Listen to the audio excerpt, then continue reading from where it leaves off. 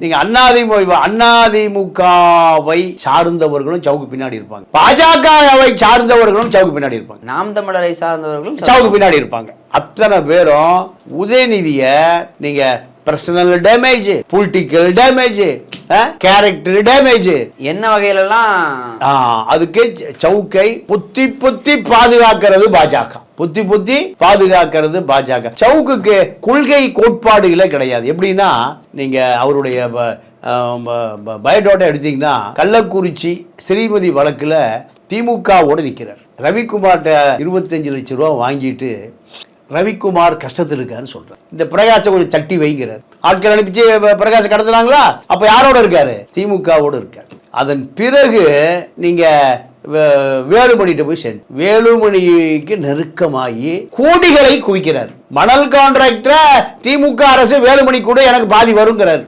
ரத்தனம் ராமச்சந்திரன் கரிகாலன் கட்டுப்பாடு அந்த அரசே இருக்கு.